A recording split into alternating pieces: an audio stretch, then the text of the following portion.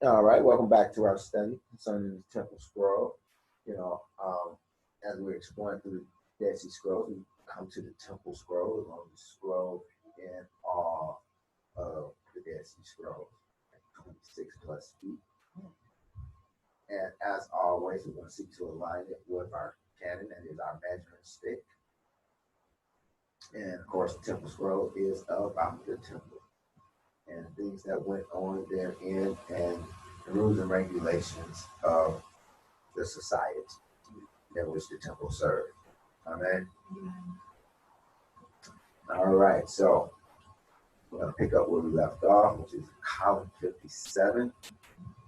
And it starts off, it says, this is the law. But it's pick back up the priest. On the day when they proclaim him king, they shall muster the children of Israel from 20 years old to 60 years old, according to their banners, and they shall appoint at their head chiefs of thousands, chiefs of hundreds, chiefs of fifties, and chiefs of tens in all their cities. And he shall select for himself 1,000 of them, 1,000 from each tribe to be with him, 12,000 men of war who shall not leave him alone, and will be seized by the hands of the nations. Okay, now, when I searched our measuring stick, I couldn't find nothing to align with him, with the king selecting him 12,000 from each tribe to be with him, who wanted to leave him alone. The closest thing I found was in 1 Samuel 13, verses 1 and 2, dealing with Saul, King Saul. And it says Saul reigned 1 year, and he reigned 2 years over Israel. Saul chose 3,000 men of Israel, where 2,000 were with Saul and Michmash and in Mount Bethel, and 1,000 were with Jonathan and Gibeah of Benjamin. And the rest of the people sent every man to his tent. So it seemed as though he only had 3,000, that was with him all the time. 2,000 with him, 1,000 with the prince of Israel. So I don't know. We see what it says here in column 57. Maybe that was something that they did, but we don't have any evidence of it in our canon. Now, column 57 continues. My first reading, please.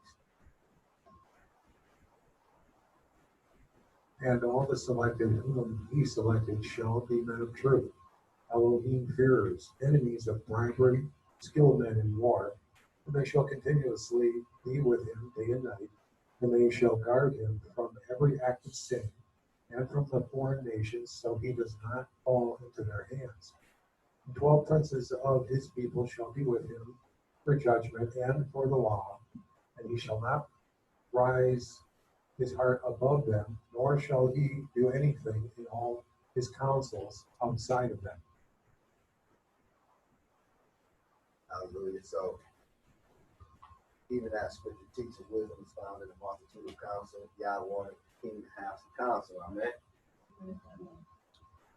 And so that they should guard him from every act of sin, and that they will be free with him for judgment and for the law. So I searched our measuring stick and I found something very similar. 2 Samuel 24, 1 through 4, it says, and again the anger of Yahuwah was kindled against Israel, and he moved David against them to say, go number Israel and Yahudah. And the king said to Joab, captain of the host, which was with him, go now through all the tribes of Israel and Yahudah, for the king. For the king said to Joab, captain of the host, which was with him, go now through all the tribes of Israel, from Dan even to Beersheba, and number ye the people, that I may know the number of the people. And Joab said unto the king, now Yahuwah thy Elohim add unto the people how many soever they be, 100-fold, that the eyes of my king, that the eyes of my Lord the king may see. But why doeth my Lord the king delight in this thing? Yeah. Why do you care about the number? Yeah. You know, God gives us the victory. What does it matter? You know, even if it's just 3 of us, as long as we get the victory.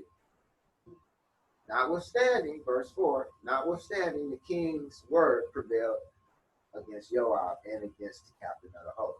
So we see that he did actually have, you know, some princes that was with him for judgment and to guard him from the acts of sin. You know, Joab tried to do just that. You know, he seen that he was about to sin, and he like, may God bless you, you know, with 100-fold more, so you can look upon him with your eyes, but don't do this. Don't come. You know, that's against God's will. Don't come. You know, so he tried, and the captains of the host tried, you know, but the king's word prevailed. You know, and so they went out and numbered the people. And of course, for those of you all who know the rest of the story, a plague came upon the people, slew like 70,000 because he wanted to be hard headed. You know, yeah. So, yeah, something to consider. You know, but that was in place. We do see that he had people there to help guard him from sin, and so that he could get counsel. Column 57, our next reader, please.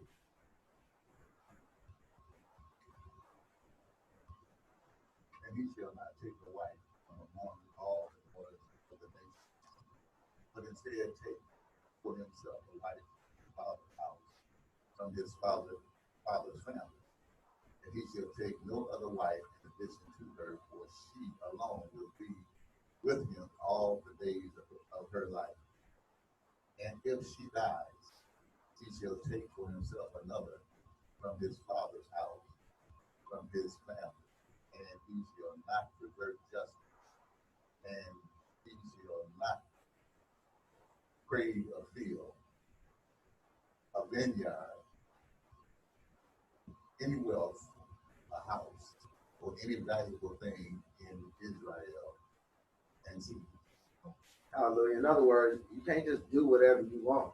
You know, yeah, even though you're the king, you know, there's still some rules, there's still some regulations, there's still some boundaries, you know, that you're not to overstep. You know, and I thought it particularly interesting concerning the wife issue. It says, for he should take no other wife in addition to her, for she alone will be with him all the days of her life. You know, and I don't know not one king that adhered to that. You know, the only one that, you know, well, we just don't know. We're not told. But Saul, you know, we know he had several sons. So he had a lot of sons. I doubt it was probably one. So yeah, I don't know any king that actually adhered to that. So I don't know about that. But there it is. You know, but I couldn't find nothing in the canon to align with it. You know, but it also said he shall not, he shall not crave a field or a vineyard or any wealth or any valuable thing in Israel and seize it. You know, and so this reminds me of a very famous story in scripture, and that's the story of Nabal, because this is exactly what happened. The king, you know, craved his vineyard. This is found in 1 Kings 21, 1-4 says, and it came to pass after these things that Nabal, the Israelite, had a vineyard which was in Israel, hard by the palace of Ahab, king of Samaria. And Ahab spoke unto Nabal, saying, Give me thy vineyard, that I may have it for a garden of herbs, because it is near unto my house, and I will give thee for it a better vineyard than it. Or if it seem good to thee, I will give thee the money, the worth of money, the worth of it in money. And Nabal said unto Ahab, Yahuwah forbidden me that I should give the inheritance of my fathers unto you. And depending on how you read this, it can sound like Nabal was getting smart, with the king.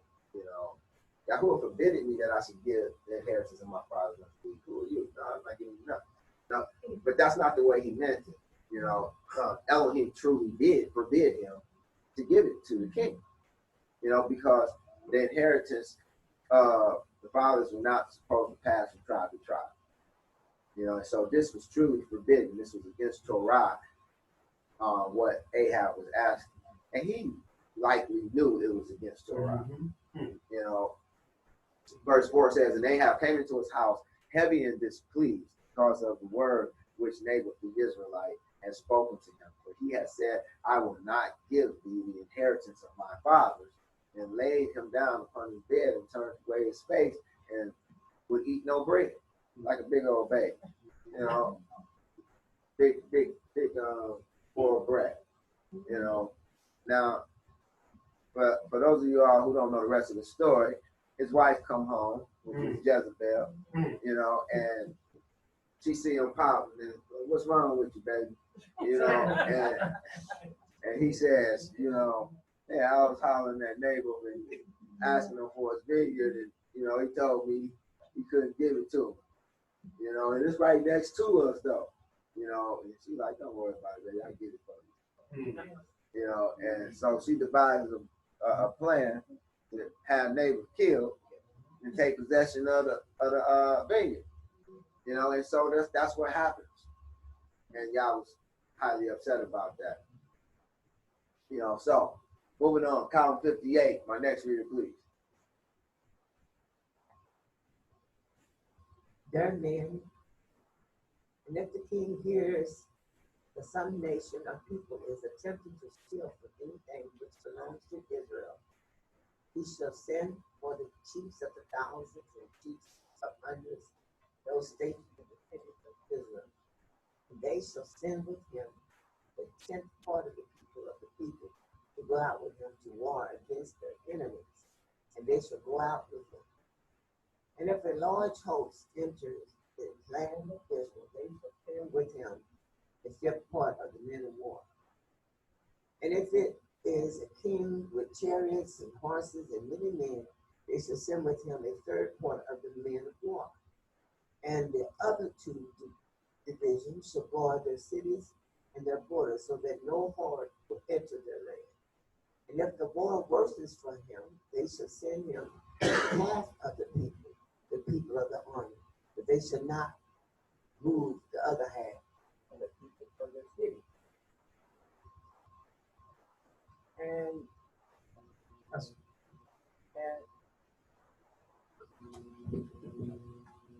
And if they overcome their enemies and defeat them and put them to the sword, they shall gather their spoils, and from it they shall give to the king his tithes, and to the priests the 1,000, and to the Levites 100 of the whole, and they shall divide the rest between those who fought in battle and their brothers who had to remain in their cities.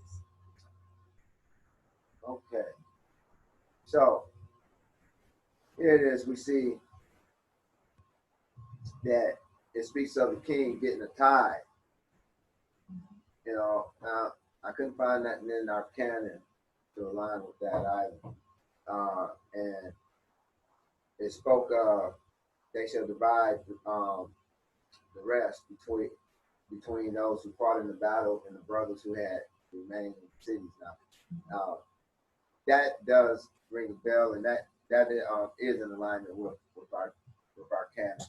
In 1 Samuel 30, 18 through 25, we find that it reads, it says, and David recovered all that the Amalekites had carried away.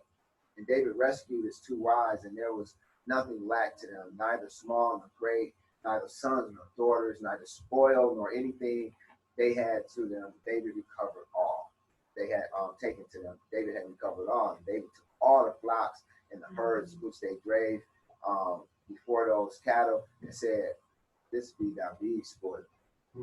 And David came to the 200 men, which were so faint that they could not follow David, whom they had made also to abide at the brook Besor. And they went forth to meet David and to meet the people that were with him. And David came near to them, and he saluted them. Then answered all the wicked men in the middle, Belial of those that went with David, and said, because they went not with us, we will not give them all of the spoil that we have recovered, save to every man his wife and his children, that they may lead them away and depart. So in other words, since you ain't come with us and you ain't fight with us, you're not getting none of the spoil. Then said David, verse 23. Then said David, ye shall not do so. What you're not going to do, my brother, with that which Yahweh have given us, who have preserved us and delivered the company that came against us into our hand. For who will hearken unto you in this matter? But as his part is that goeth down to the battle, so shall his part be that tarrieth by the stuff. They shall part alike. And it was so from that day that he made it a statute and an ordinance for Israel unto this day. So how that came to be. Count 58. My next reader, please.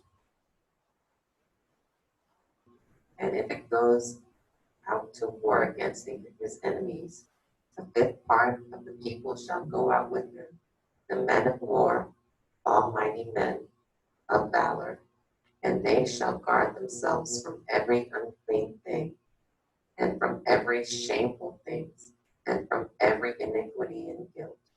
And they are not to go forth until he has entered before the high priest, and he has consulted for him the decision of the Urim and Thummim. On his orders he shall go out, and on his orders he shall re-enter, and he and all the children of Israel who are with him. He shall not go out to the advice of his heart until he is consulted with the decision of the Urim and Thummim. And he will have success in all his paths, as he has gone out according to the decision which. Hallelujah. I know my sister sounded like a cyborg, so I'm gonna reread that. It says, and if he goes out to war against his enemies, a fifth part of the people shall go out with him. The men of war are almighty men of valor, and they shall guard themselves from every unclean thing and from every shameful thing, and from every iniquity and guilt. And they are not to go forth until he has entered before the high priest, and he has consulted for him for the decision of the Urim and the Thummim. On his orders he shall go out, and on his orders he shall re-enter, he and all the children of Israel who are with him. He shall not go out on the advice of his heart until he has consulted the decision of the Urim and the Thummim. And he will have success in all his paths as he has gone out according to the decision which probably whatever and Thummim said. Now this also likely came from the adventures of David and his merry men, because this is exactly what he used to do. In 1 Samuel 23, 9-12, we read, it says, and David knew that Saul secretly practiced mischief against him. And he said to Abiathar the priest, bring hither the ephod. Then said David, O Yahweh Elohim of Israel, thy servant hath certainly heard that Saul seeketh to come to Keilah to destroy the city for my sake. Will the men of Keilah deliver me up into his hand? Now you got to keep in mind, he just saved Keilah. He just saved him. Now he's asking, will they deliver him up into Saul's hand? Will Saul come down as thy servant have heard? O Yahweh Elohim of Israel, I beseech thee, tell thy servant. And Yahweh said, yeah, he will come down. Then said David, will the men of Keilah deliver me and my men into the hand of Saul? And Yahweh said, yeah, they will deliver thee up. Yeah, so it was time to be there, and so this is how Yah would guide David, because he allowed Yah to, and he asked Yah to, everything that he was about to do, he asked, if it was okay with Yah. Now there's a lesson in there, for those of us who are ruling over the land that Yah has given us. Amen. Yeah. Make a joyful noise, all ye lands. We all have a type of land, and Yah has made us kings and queens over that land, and you know, before we do anything, we should be asking too. I'm just saying. Amen. Column 59. My next reader, please. They shall disband them over many lands, and they shall be there a byword and a guide, and under a heavy yoke, and under lack of everything. And there they shall worship gods made by the hands of man, and of wood and stone, silver and gold. Hallelujah. Okay, so now I seem to switch gears, and it's speaking about, people being disbanded, over many lands, and they shall become a byword and a jibe under the heavy yoke and under lack of everything, and worshiping wood and stone and things of that nature. And so we have an alignment with this in Deuteronomy 28, 36, and 37. It says, Yahweh shall bring thee and thy king, which thou shalt set over thee, unto a nation which neither thou nor thy fathers have known, and there shalt thou serve other gods, wood and stone.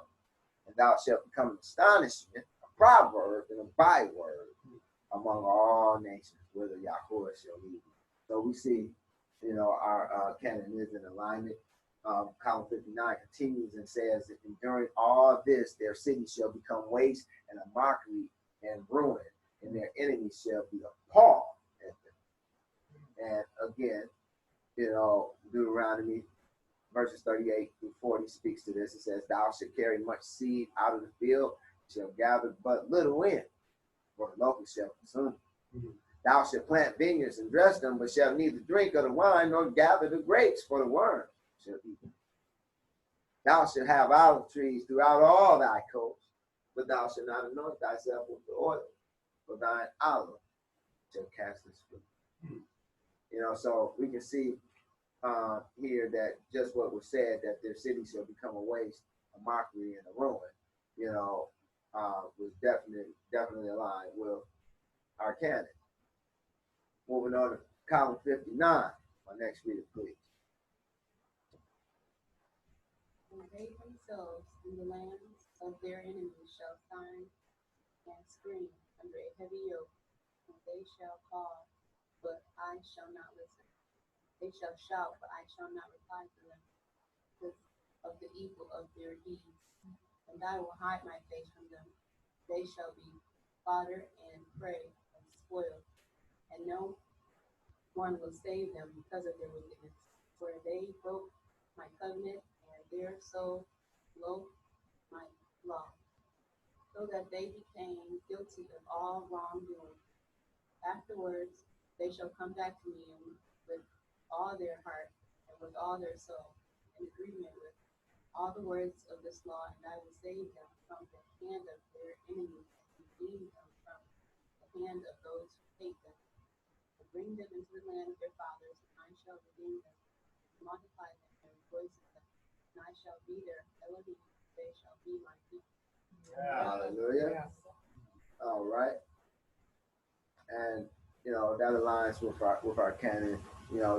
I think a passage that sums it up real nicely is 2 Chronicles 7:14. If my people which are called by my name shall humble themselves and pray and seek my face and turn from their wicked ways, then will I hear from heaven and will forgive their sin and will heal their land. Hallelujah. All right.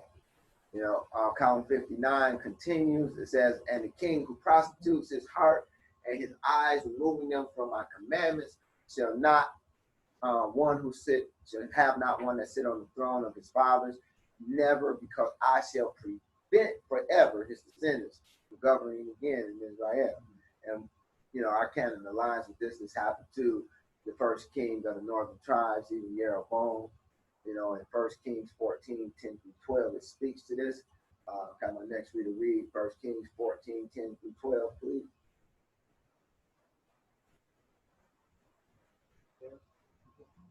One more.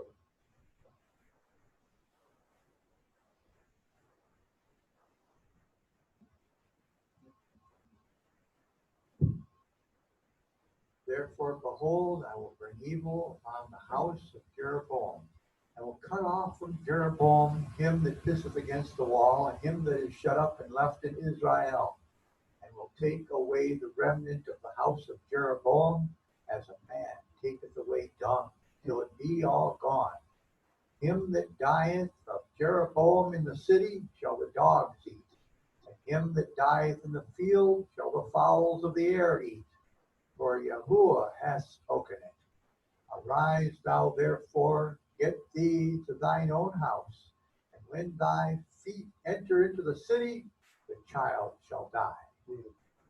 Yeah, so here it is. Jeroboam, he was a wicked king, and he prostituted his heart and his eyes, moving them from Yah's commandments. And Yah was determined that he wasn't going to have anyone else sit on that throne.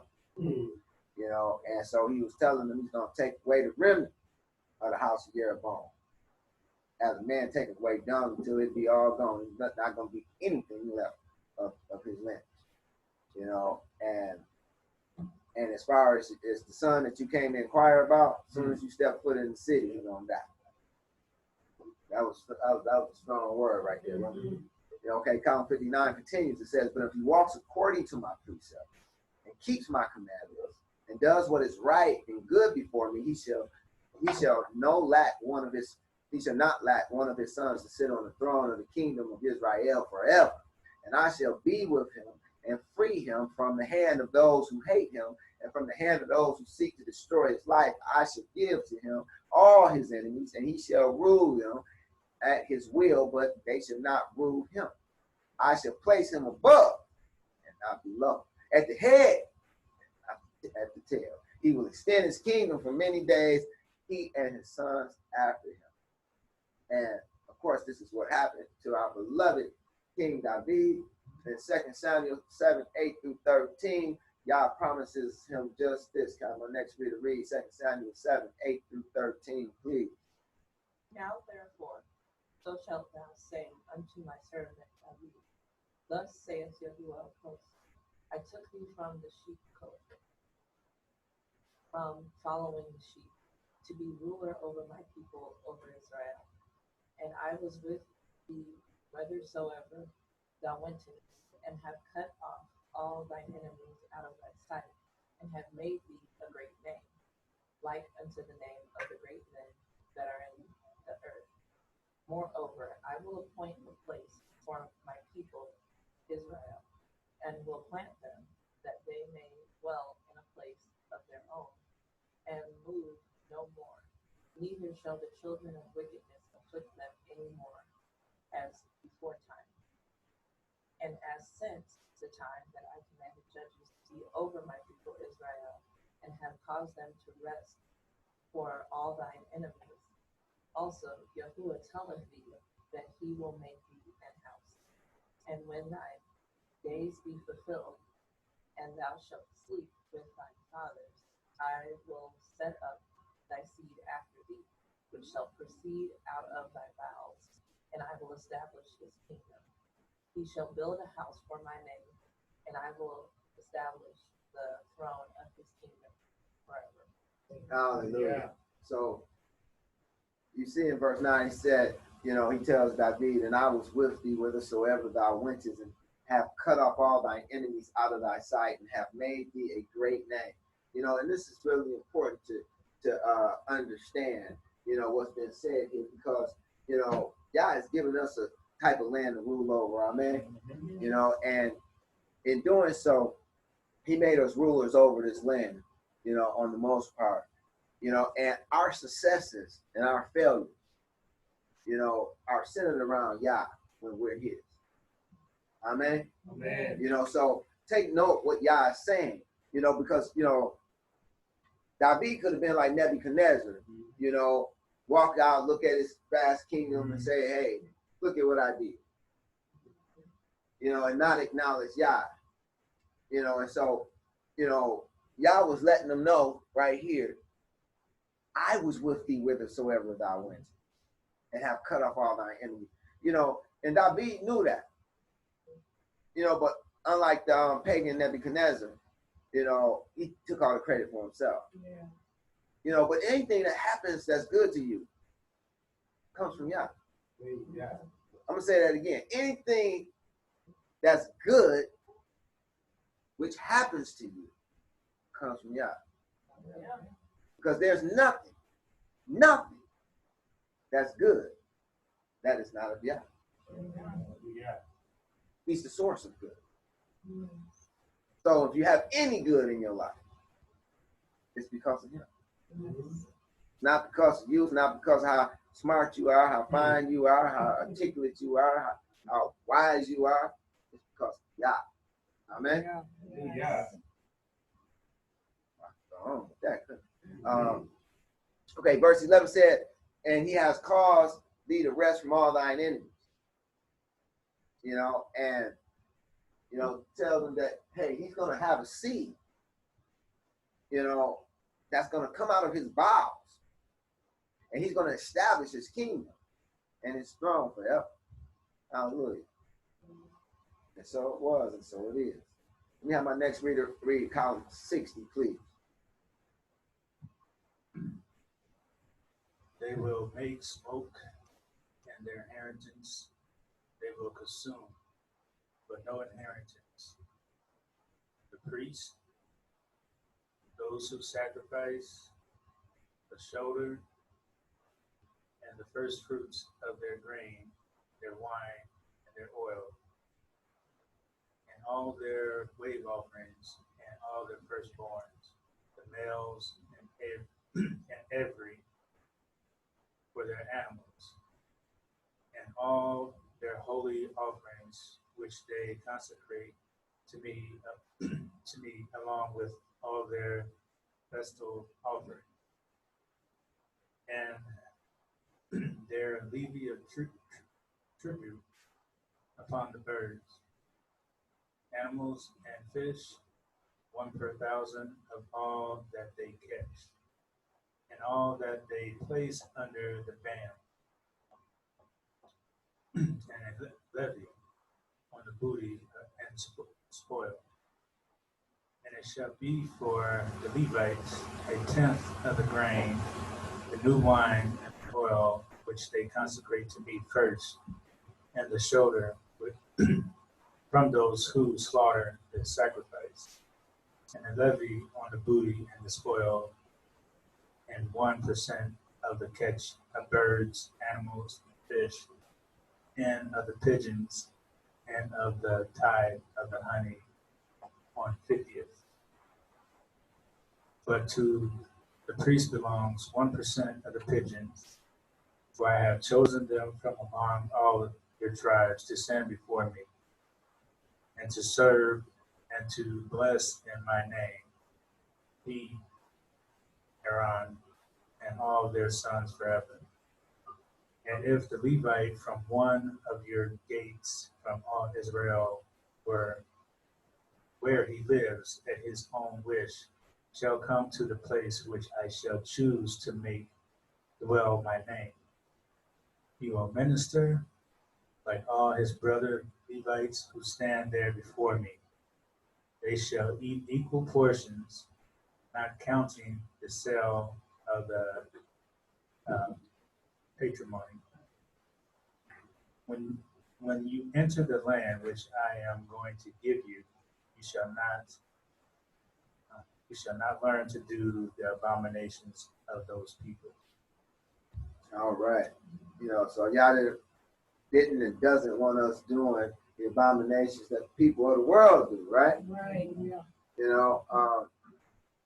Continues, says, among you, there should not be found anyone who makes his son or his daughter to pass through the fire, anyone who practices divination, astrologers, sorcerers, wizards, anyone who performs incantations, anyone who consults a spirit or oracles, or anyone who questions the dead, because all those who do these things are an abomination to me.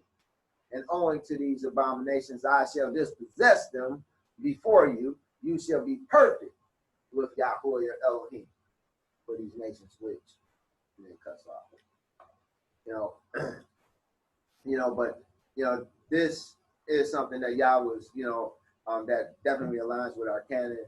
We see in many places, Yah, speaks about not sending kids, through the fire to Molech,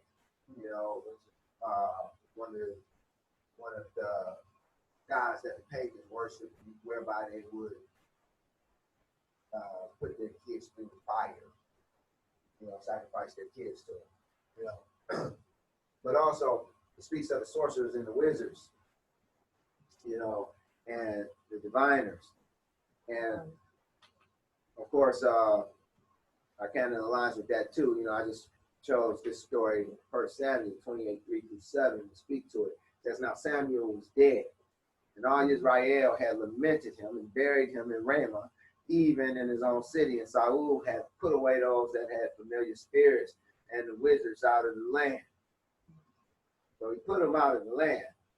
And the Philistines gathered themselves together and came and pitched in Shunem. And Saul gathered all of Israel, and they pitched in Gilboa.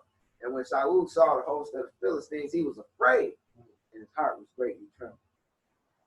And when Saul inquired of Yahuwah, Yahuwah answered him not, neither by dreams, nor by Urim, nor by prophets. Then Saul said unto his servants, seek me a woman that have a familiar spirit, that I may go to her and inquire of her. And his servant said to him, behold, there is a woman that have a familiar spirit at Endor. Famous woman of Endor, right? And of course he went there and it didn't work out too well. Not at all. Column 61 continues, says, speak to a word in my name, which I have ordered him to say, or who speaks in the name of other gods, that prophet shall be killed. And if you say in your heart, how shall we know the word which Yahuwah has not spoken? When the prophet speaks in the name of Yahuwah, and that word does not happen, and it is not fulfilled, it is a word which I did not say. The prophet has spoken it presumptuously. You should not be afraid of it. All right, this aligns with our measuring stick in Deuteronomy 18:20-22. Says, but the prophet which shall presume to speak a word in my name, which I have not commanded him to speak, nor shall he speak in the name of other gods, even that prophet should die. And if thou say in thine heart, how shall we know the word which Yahuwah have not spoken? When the prophet speaketh in the name of Yahuwah, if the thing follow not, nor come to pass, that is the thing which Yahuwah have not spoken. But the prophet have spoken it presumptuously, thou shalt not be afraid of him. So that's pretty much word for word, right? Column 61 continues. My next reading, please. A single witness may not stand up against a man for any fault or for any sin which he has committed. By the testimony of 2 witnesses or by the testimony of 3 witnesses, the matter shall be established. If a false witness should stand up against a man to accuse him of wrongdoing, the 2 men between whom there is a litigation shall stand before me, and before the priests and the Levites, and before the judges who will be there on those days, and the judges shall investigate. And if it happens that a witness has given false testimony, falsely accusing his brother, then you shall do to him as he intended to do to his brother. Thus shall you eradicate the evil from your midst. Nor shall your eye pity him. Life for life, eye for eye, tooth for tooth, hand for hand, foot for foot. Hallelujah. Okay, and this aligns with our measuring stick as well. Seems to come right out of Deuteronomy 19. It says, one witness shall not rise up against a man for any iniquity or for any sin, and any sin that he sinneth at the mouth of 2 witnesses or at the mouth of 3 witnesses shall the matter be established. And if a false witness rise up against any man, testify against him that which is wrong, then both the men between whom the controversy is to stand before Yahuwah, before the priest and the judges, which shall be in those days, and the judges shall make diligent inquisition. And behold, if the witness be a false witness, and have testified falsely against his brother, then shall ye do unto him as he had thought to have done unto his brother. So shall ye put evil away from among you. And those which remain shall hear and fear, and shall henceforth commit no more such evil among you. And thine eye shall not pity, but life shall go for life. Eye for eye, tooth for tooth, hand for hand, foot for foot. column 61 continues, says, then you go out to war against when you go out to war against your enemies, and you see horses and chariots and people more numerous than you, do not be afraid of them.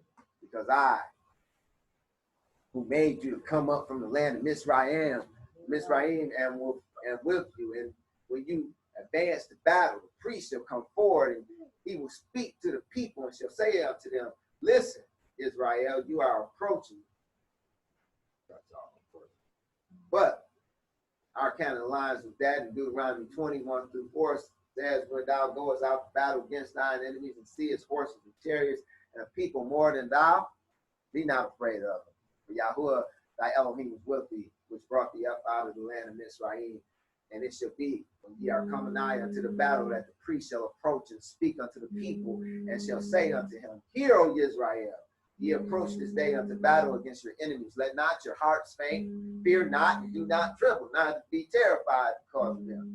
For Yahuwah your Elohim, he that goeth with you, fight for you against your enemies. Say, hallelujah. So Yah is with you. Who can be against you? Amen. You know, so that's what matters. If he with you. Amen. Make sure he with you. You know, column 62, my next reader, please. Another, again, the judges, and they shall speak to the people, and they say, who is a coward and a feeble of heart? He should go and return to his house, lest he weaken the heart of his brother like his own heart. And when the judges have finished speaking to the people, they shall appoint military commanders at the head of the people. When you approach a city to fight against it, you shall offer it peace. If it answers you with peace and opens up to you, all the people that are in it shall be tributaries to you, and and shall serve you. Hallelujah. Now this aligns, excuse me, this aligns with our canon. It doesn't, call them cowards. They use a little, softer vernacular.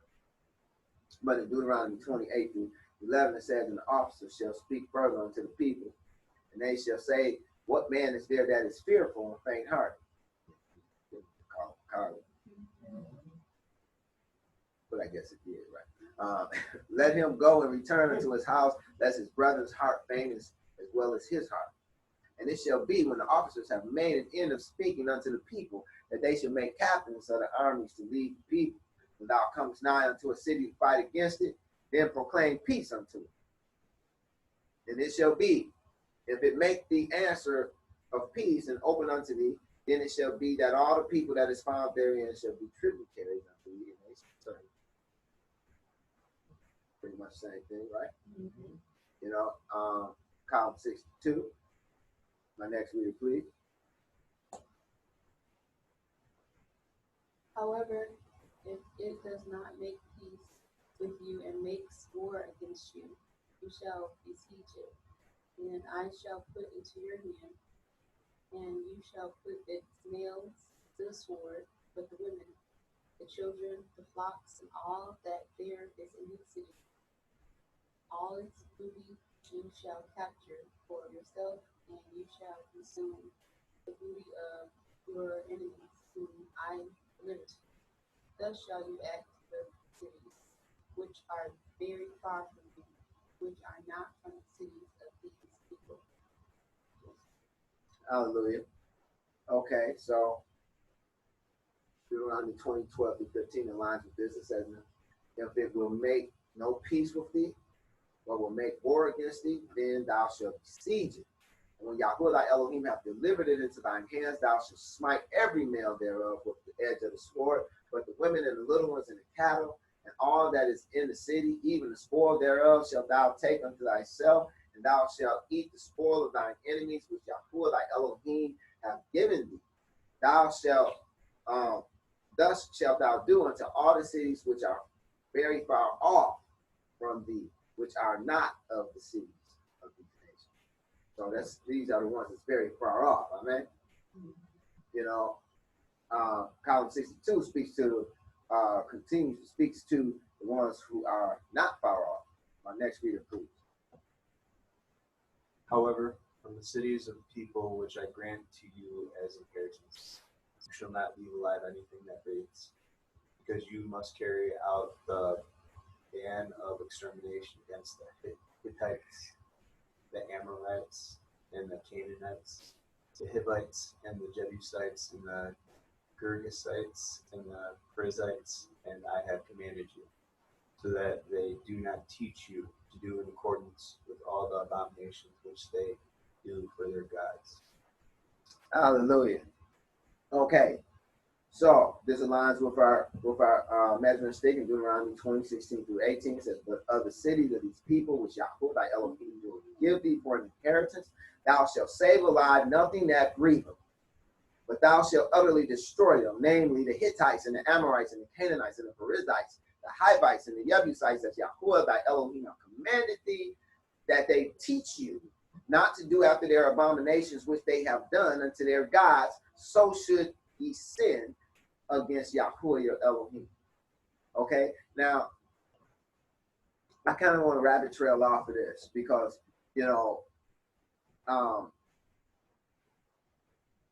everything in the word is symbolic and it typifies something else. And likewise, when we're talking about the land of Canaan, it's a type of the kingdom of Elohim. Amen. It's a type of the kingdom of Elohim, or the kingdom of heaven, if you would. All right. Now, when you get over there, even though that's your reward, that's your inheritance, you get over there, there's some fighting that has to take place. All right. Now, for those of us who are fathered from above, when we were fathered from above, that new man had come into this land that we call a flesh body. Amen. All right. And if you consider the flesh body and liken it unto the kingdom of Elohim, then, or liken it unto, we're like Israel traveling through, and you liken it unto the journey of Israel. Then you have the desert, then you have the land of Canaan. And within this land, there are some Hittites and some Amorites and some Canaanites and some Perrizites and some Hivites and some Jebusites, right? Okay, so we have to come up against them and see all these ites. They represent something that's in our lives. Essentially falsities, that rear themselves up in the face of Yah's truth.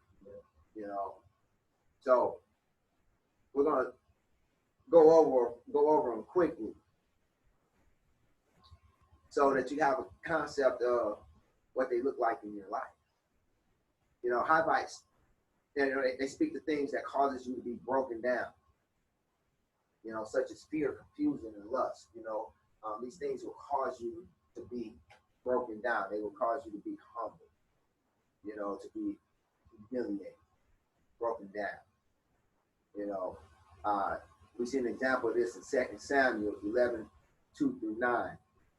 Let me have my next reader read 2 Samuel 11:2-9, please. And it came to pass in an evening tide that David rose from off his bed and walked upon the roof of the king's house. And from the roof he saw a woman washing herself, and the woman was very beautiful to look upon. And David sent and inquired after the woman, and one said, "Is not this Bathsheba, the daughter of Eliam, the wife of Uriah the Hittite?" And David sent messengers and took her, and she came in unto him, and he lay with her, for she was purified from her uncleanness, and she returned unto her house. And the woman conceived and sent and told David, and said, "I am with child." And David sent to Joab, saying, "Send me Uriah the Hittite." Joab sent Uriah to David. And when Uriah was come unto him, David demanded of him how Joab did, and how the people did, and how the war prospered. David said to Uriah, "Go down to thy house and wash thy feet." And Uriah departed out of the king's house, and there followed him a mess of meat from the king. But Uriah slept at the door of the king's house with all the servants of his lord, and went not down to his house. All right, so here it is. We see David, we see the Hittite in his life, the thing that caused him to be broken down. Amen. And it started off, he was looking on the roof and he saw a woman washing herself. She was very beautiful, but she was the wife of the Hittite. And he took her anyway. And he lay with her anyway. And she conceived. And she told him, I'm great. So then, out of fear that this thing will be known, again, something that will cause you to be broken down, he decided to put together this plot to get Uriah to sleep with his wife so that he could pass the kid off on him. So he calls him down, calls him from out of the war, from out of battle, and make like he want to know how Joab doing, and then tells him, okay, go down to thy house and wash thy feet. Now that's a euphemism, for go and get with your wife, go and be with your wife, But Uriah did no such thing. He slept at the door of the king's house with all the servants of his lord, and went not down to his house. So he was expecting, like, okay, look, I'm gonna act like he, did a good job, and I'm gonna reward him and let him go home and be with his wife, But he was dealing with a righteous Hittite. You know what I'm saying? So in verses 9 through 15, it continues. It says, "Wherefore hast thou despised the commandment of Yahuwah to do evil in his sight? Thou hast killed Uriah the Hittite with the sword, and hast taken his wife to be thy wife, and hast slain him with the sword of the children of Ammon." Because Uriah wouldn't sleep with his wife and cover up his sin. So then he figured, well, in order to keep this thing from getting out, I just have to knock Uriah off. So I knock Uriah off, and then I'll marry his wife, and then nobody would be the wife. But that didn't quite go the way he anticipated either. Because I knew it. Verse 10. "Now therefore the sword shall never depart from thine house, because thou hast despised me and taken the wife of Uriah the Hittite to be thy wife." And when they had told David, saying, Uriah went not down unto his house, David said unto Uriah, "Camest thou not from thy journey when thou didst not go down to thy house?" And Uriah said unto David, "The ark of Israel and Yahudah abide in tents, and my lord Joab and the servants of my lord are encamped in the open fields. Shall I then go into my house and eat and drink and lie with my wife? As thou livest and as thy soul liveth, I will not do this thing." So David said to Uriah, "Tarry here today also, and tomorrow I will let thee depart." So Uriah abode in Jerusalem that day and tomorrow. So David felt like, I don't have a choice. God forcing my hand. So verse 13, when David had called him, he did eat and drink before him and made him drunk. And at even he went out to lie on his bed with the servants, but went not down to his house. So he tried one more time. Let me see if I can get him gone home to his beautiful wife. Didn't work. Verse 14. "It came to pass in the morning that David wrote a letter to Joab and sent it by the hand of Uriah." Now, this is one of the coldest things in Scripture right here. This is one of the coldest passages in Scripture. I hate that it's concerning my man King David. But hey, this is what he did. "It came to pass in the morning that David wrote a letter to Joab and sent it by the hand of Uriah, and wrote in the letter saying, Set ye Uriah in the forefront of the hottest battle, and retire ye from him, that he may be smitten and die." You're going to send the letter by the man himself. You're going to have him deliver his own death letter. Oh, that's cold. That's cold. That's cold. Because you messed up. Yeah, that's cold. So again, 9 through 12, "Wherefore hast thou despised the commandment of Yahuwah to to do evil in his sight. Thou hast killed Uriah the Hittite with the sword, and hast taken his wife to be thine wife, and hast slain him with the sword of the children of Ammon. Now therefore the sword should never depart from thine house. Thou hast despised me, and hast taken the wife of Uriah the Hittite to be thy wife. Thus saith Yahuwah, behold, I will raise up evil against thee out of thine own house, and I will take thy wives before thine eyes, and give them unto thy neighbor, and he shall lie with them in the sight of this son. But thou did it secretly, but I will do this thing before all Israel and before the sun. You know, this is why us as saints gotta suffer not. Because we messed up. For those who have eyes to see and ears to hear. All right, so that's the Hittites. So you beware of the Hittites. The Hittites, you know, are the things in your life and in your mind that will cause you to be broken down, that will cause you to falter, you know, such as fear and lust and things of that nature. You know, whenever you consider that, consider the story of Uriah and Bathsheba and David. Now the Amorites means sayers, you know, and they speak to folks or folk wisdom, that is doctrines, old sayings which amount to deception, yet are thought to be wise, but goes against Yah and his people. For example, what you don't know won't hurt you. You know, that's an old tale that's believed to have a lot of wisdom. What you don't know won't hurt you, but scripture says, my children perish for lack of knowledge. Amen. You know, also we have, you know, such all good things come to an end. Well, all good things only come from Yah, and he's eternal. Amen.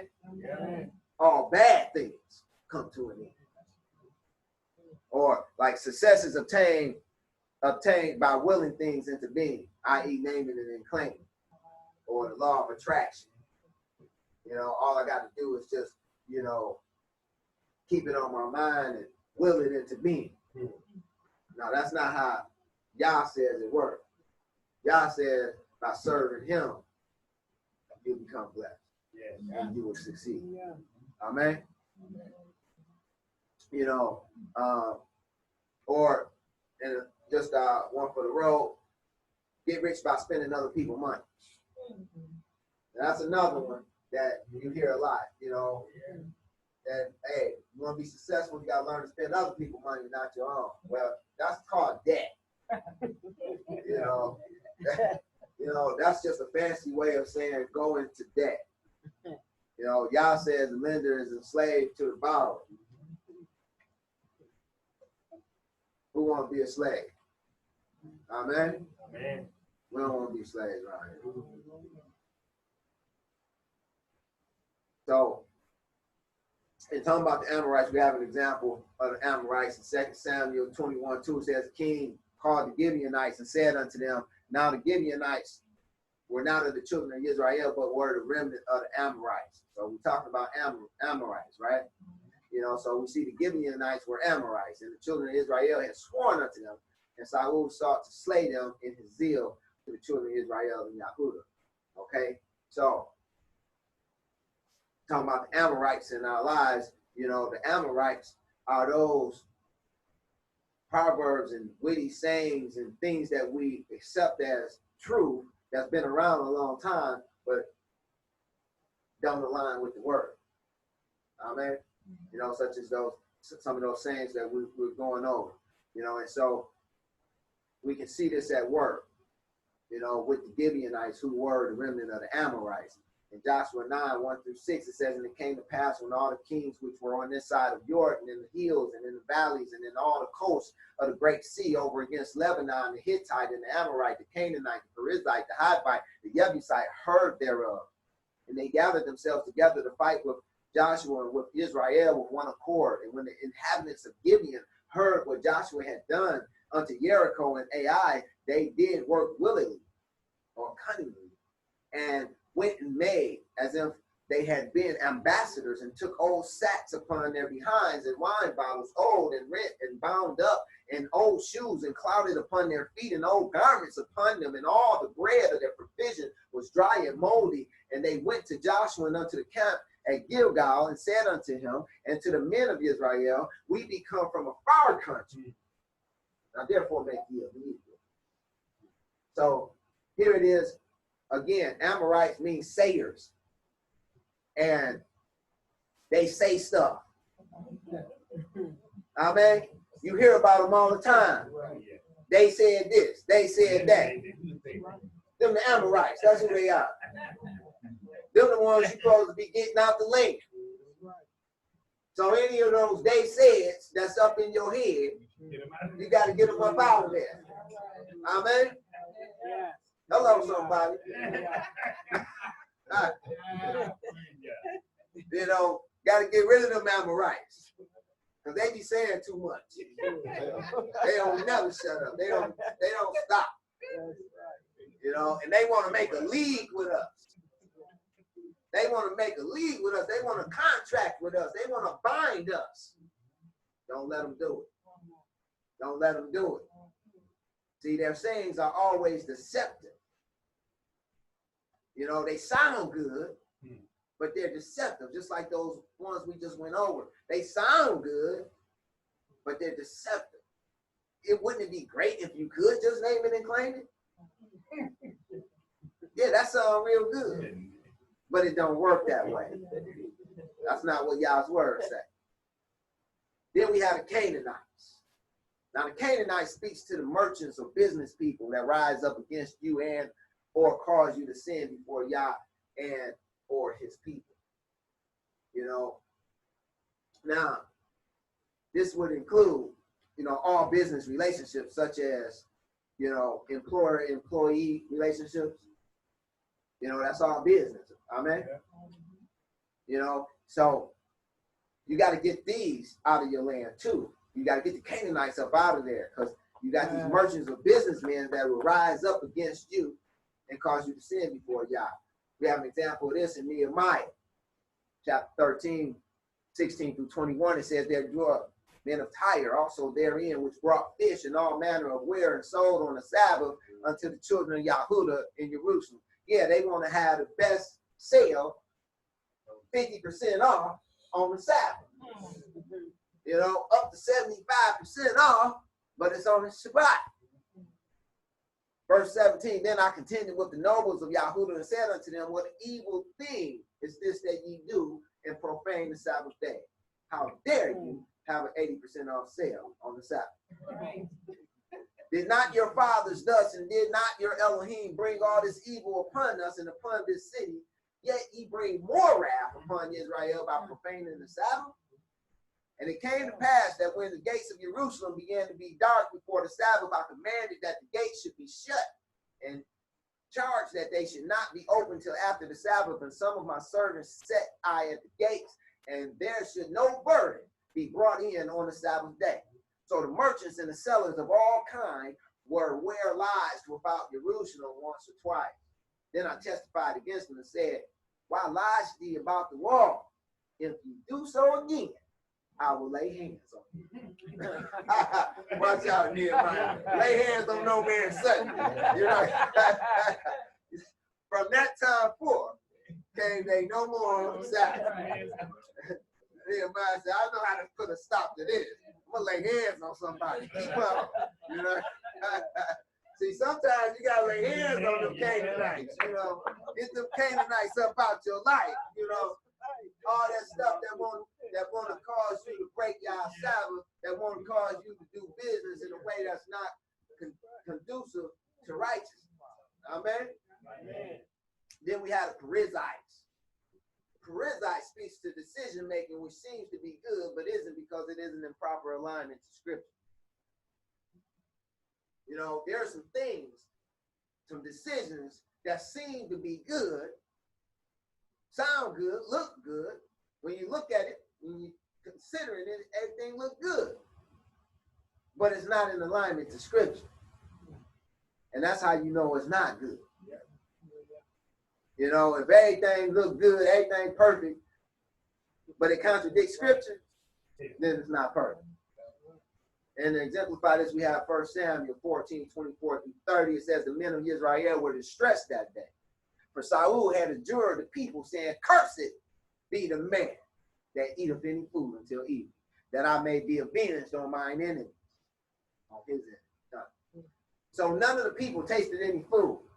And all they of the land came to a wood, and there was honey upon the ground. And when the people were coming to the wood, behold, the honey dropped. But no man put his hand to his mouth, for the people feared the oath.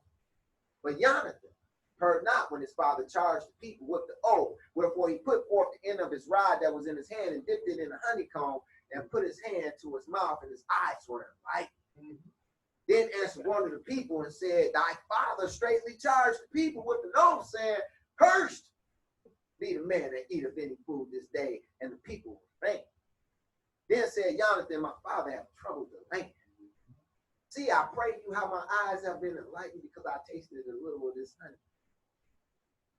How much more happily the people that eat freely today of the spoil of their enemies, which they found, for had there not been now much greater slaughter among the Philistines." It continues in 31-37, and they smote the Philistines that day from Michmash to Ayalon, and the people were very faint, and the people flew upon the spoil, and took sheep and oxen and cows, and slew them on the ground, and the people did eat them with the blood. And they told Saul, saying, "Behold, the people sinned against Yahuwah, and that they eat with the blood." And he said, "Ye have transgressed. Roll a great stone unto me this day." And Saul said, "Disperse yourselves among the people, and say unto them, Bring me hither every man his ox and every man his sheep, and slay them here, and eat, and sin not against Yahuwah in eating with the blood." And all the people brought every man his ox with him that night, and slew him there. And Saul built an altar unto Yahuwah, the same with the first altar that he built unto Yahuwah. And Saul said, "Let us go down after the Philistines by night, and spoil them until the morning light, and let us not leave a man of them." And they said, "Whatsoever seemeth good unto thee." Then said the priest, "Let us draw near hither unto Elohim." We're going to ask Yah first. Verse 37, Saul asked counsel of Elohim, "Shall I go down after the Philistines? Wilt thou deliver them into the hand of Israel?" And he answered him not that day. See, Yah wasn't happy with that situation. It was sin in the camp. You know, so it continues, 38-44. And Saul said, "Draw ye neither hither all the chief of the people, and know and see wherein this sin have been this day. Whereas Yahuwah liveth and saveth Israel, though it be in Jonathan my son, he shall surely die." But there was not a man among all the people that answered. Notice what came out of his mouth, right? Then said he unto all Israel, "Be ye on one side, and I, Jonathan my son, will be on the other side." And the people said unto Saul, "Do what seemeth unto good unto thee." Therefore Saul said unto Yahuwah Elohim of Israel, "Give a perfect lot." And Saul and Jonathan were taken, but the people escaped. And Saul said, "Cast lots between me and Jonathan my son," and Jonathan was taken.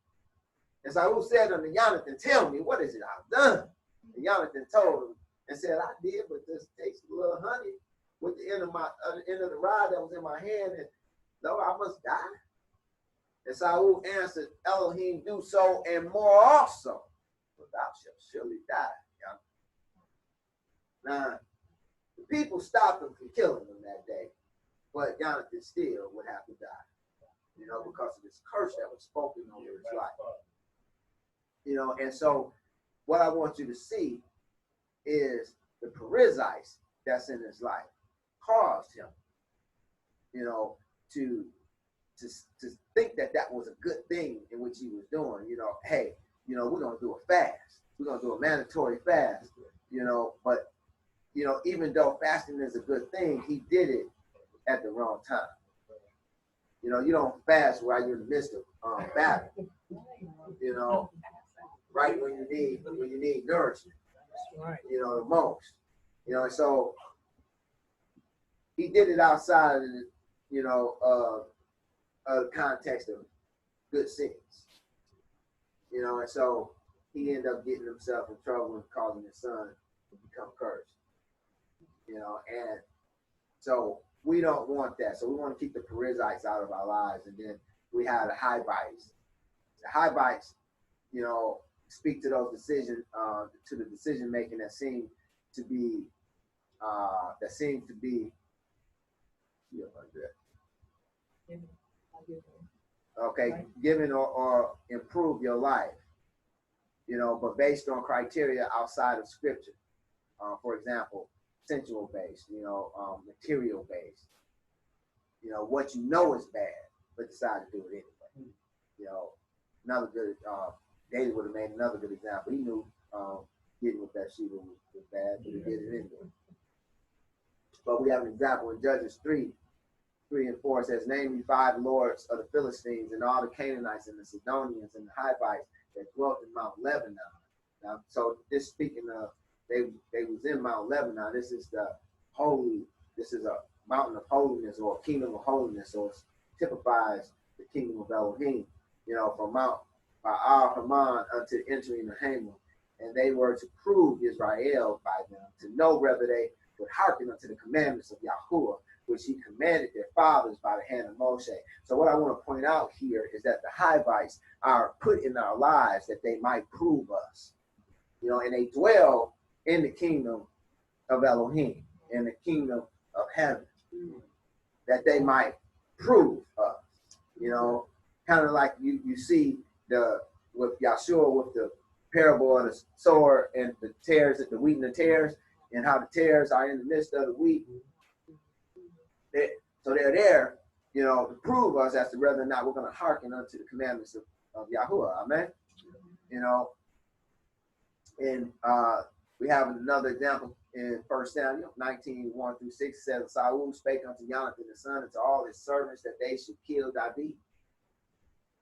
You know, see, now he knew that was wrong. Yeah. But he decided he wanted to go ahead and do it anyway, because that's the only way, because he thought it would improve his life and it would extend his kingdom. You know, and that was the only way that he could do so. You know, so he decided, well, I'm going to kill David, even though he was an innocent man.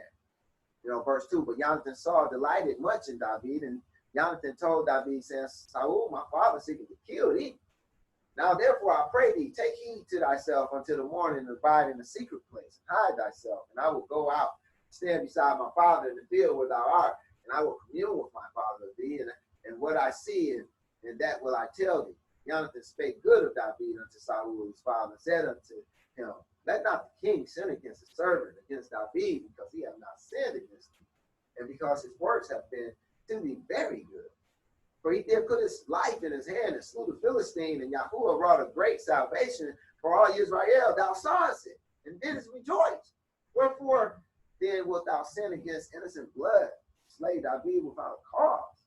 And Saul hearkened unto the voice of Jonathan. And Saul swear, as Yahuwah liveth, he should not be slain. But he broke that bond. He broke that bond. And he sought to kill him time and time again. You know, see, and that's like those Hivites that's in the land. That's those Hivites that you got to get up out you. You know, they cause you to keep doing stuff that you know is not right, because you know if you can get it done, it'll help you. But at the same time, you know, in doing it is against Yah. So it's really just a trap. It's a snare. It seems like it's gonna help you if you get it done. But it's really not, because you're not going to get it done, because y'all not going to let you, because it's against him. So get them Hivites about your life. And lastly, we have the Jebusites. And they speak to all those things that trample upon the things of Yah, or works to separate you from him or his people, yet they seem holy. Because the Jebusites, they dwelt in Jerusalem. So they dwelt in the city of peace. You know, so examples of them are like false teachers and false doctrines and traditions, you know, things that you think is holy, but really not holy. Things that you think are, you know, true, but really not true. You know, and so we have an example in Acts 15, 1-6. It says, a certain man which came from Judea taught the brethren and said, except ye be circumcised after the manner of Moshe, ye cannot be saved. You know, and so, you know, this was a false doctrine that was propagated during that time, you know. And verse 2 says, and therefore Paul and Barnabas had no small dissension and disputation with them. You know, they determined that Paul and Barnabas and certain other of them should go up to Jerusalem unto the apostles and elders about this question. You know, so here it is, you know, you have some cats going around spreading this false doctrine, saying that you had to be circumcised, otherwise you can't be saved. Paul and Barnabas said, nah, you don't have to be circumcised. I don't believe that. You know, so they were going back and forth, and so they decided to take it to the elders, take it to the ecclesia, and get it judged and see who's right. Okay, verse 3, and being brought on their way by the ecclesia, they passed through Phoenicia and Samaria, declaring the conversion of the Gentiles, and they caused great joy unto all the brethren. And when they were coming to Jerusalem, they were received of the ecclesia and of the apostles and elders, and they declared all things that Elohim had done with them. But there rose up certain of the sect of Pharisees which believed, saying that it was needful to circumcise them and to command them to keep the law of Moshe. And the apostles and the elders came together for to consider of this matter, you know.